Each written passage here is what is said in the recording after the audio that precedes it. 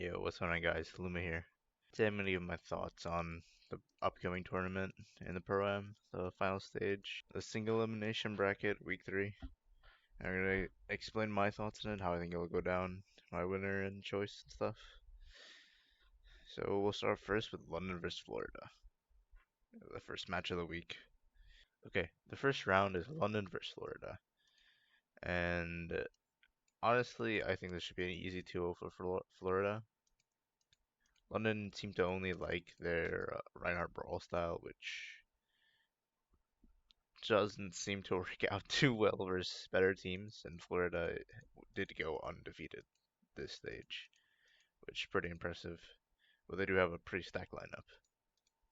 Checkmate and Merit are a deadly duo.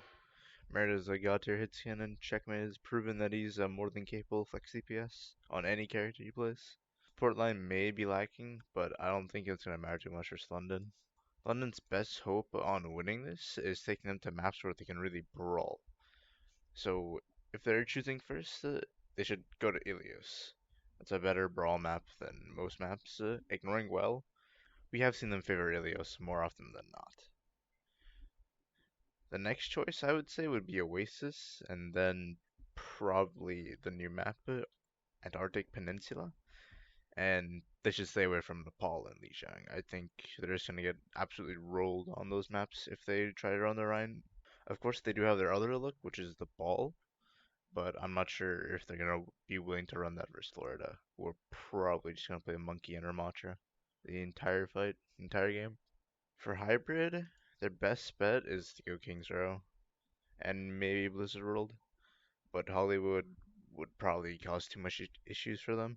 I don't see them getting very far in either of these maps, but it's the only hope they can really have. We've seen some teams go far against these Overwatch League teams and give them some real trouble. So if Florida was to pull out a far of their own, that would be pretty bad for London. I don't think Hadi or anyone else on the team really would be able to step up and take down a far as good as Checkmate, especially when they probably don't want to play Diva or any kind of dive comp or any kind of fast-paced ball comp really.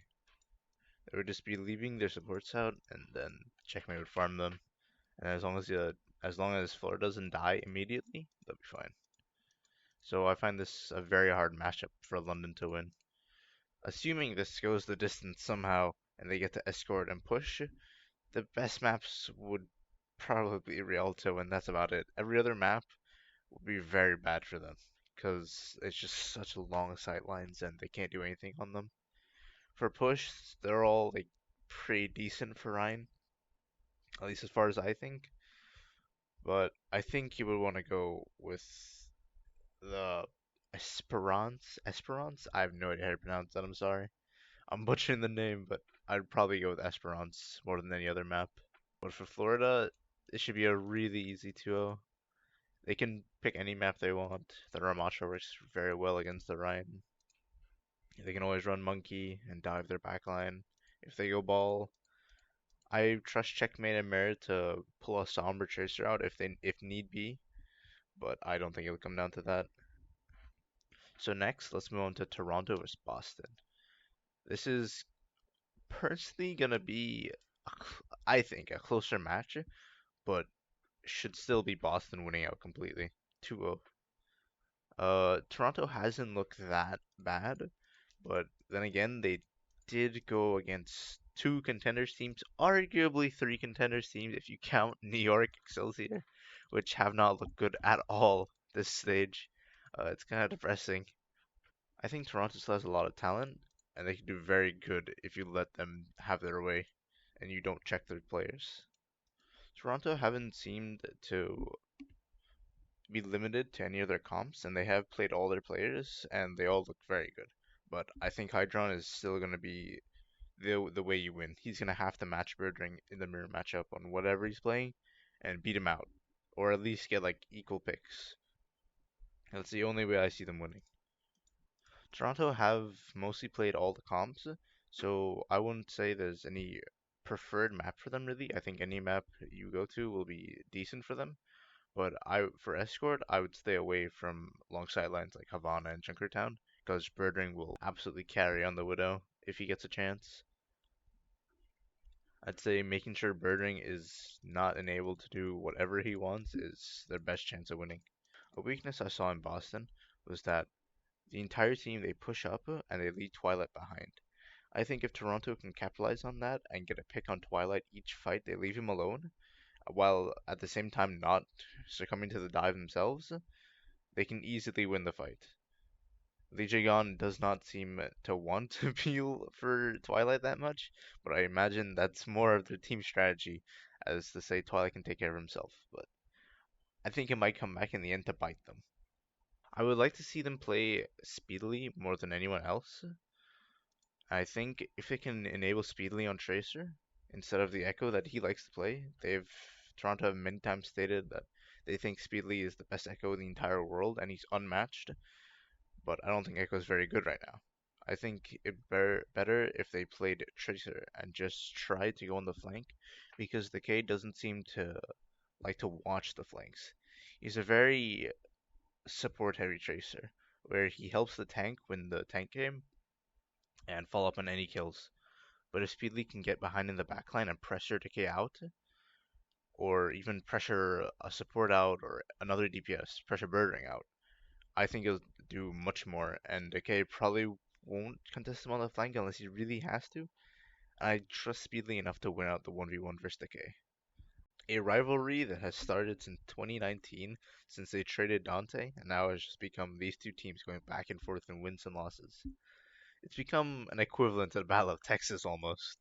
This will be a very interesting matchup as Violet was formerly on the San Francisco Shock, now is on the Houston Outlaws. And the Shock seem to be pretty rusty right now. I will say their DPS line is still doing a lot of work and honestly putting the team on their back, but I don't know how much I trust their tank and supports to make the correct decisions.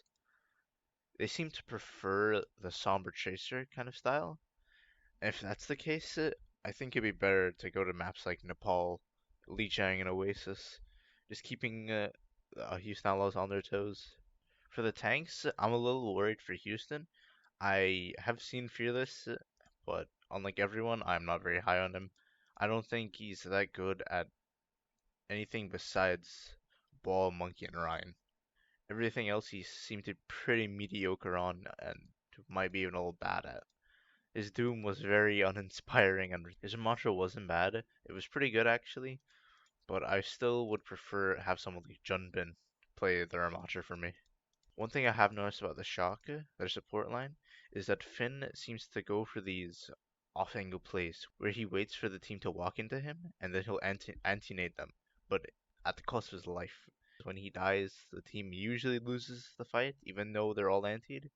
And if Houston decide they want to put a violent Kiriko and just cleanse the anti-nade, which I don't think Finn will go for that play if they have a Kiriko, but if he does, they'll just cleanse the anti-nade, kill him, and they get no value from that, and they're player down and lose. I'm not sure what the Houston's game plan will be going to this, but I think it should be to try and pressure Fearless as much and cut off Happy's sightlines. I think that's the only way you win this. The backline is very lethal.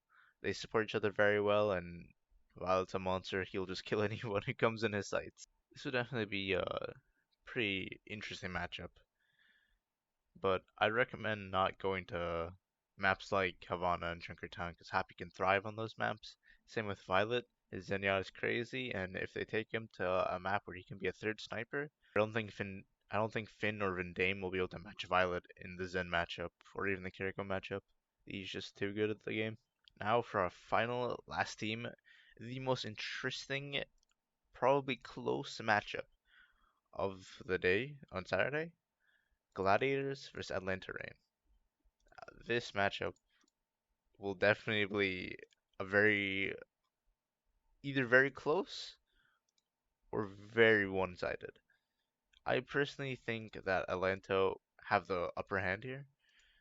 They have looked to be very practiced, very coordinated, all on the same page, and they have no composition weaknesses. They've shown a very good Ramatra brawl with Hawk, a very, very good dive with Dong Hak, and their DPS look unstoppable. They have not shown any weaknesses or sign of slowing down, and they aren't known to be very streaky players like a player like Happy, where he may start off hot in the season and slowly go down. Lip has always been consistently one of the best at scan in the league and the best Sombra really. And Stalker coming out of contenders, I don't think much players knew about him, but from my personal experience of watching him, he is very scary on things like Tracer and Echo. For the Gladiators, I think their best bet would be playing things they're accustomed to. So Nepal, Oasis, those kind of maps.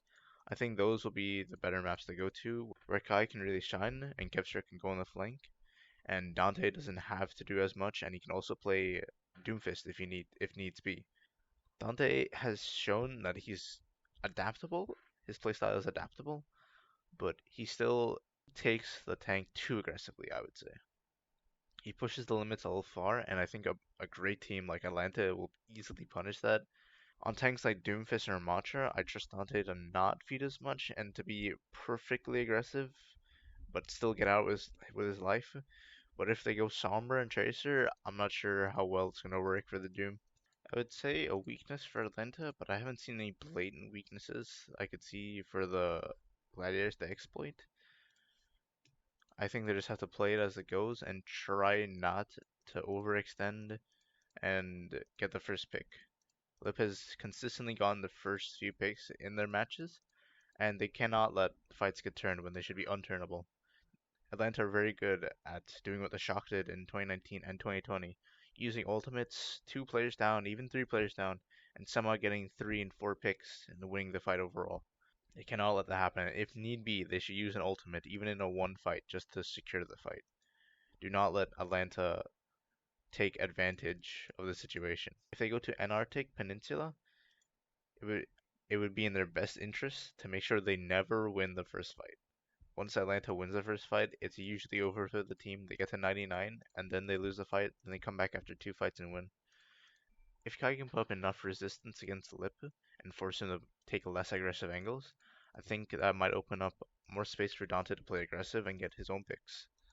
But the way the Gladiators like to play is they would use Dante as an scapegoat, let all the focus be on him, and then while everyone's distracted shooting at Dante, they'll go for their backline. But I don't think a backline like Chio and Feeler, even Vigilante, will go down so easily, and will be able to kill as easily as some of the other backlines in the Overwatch League.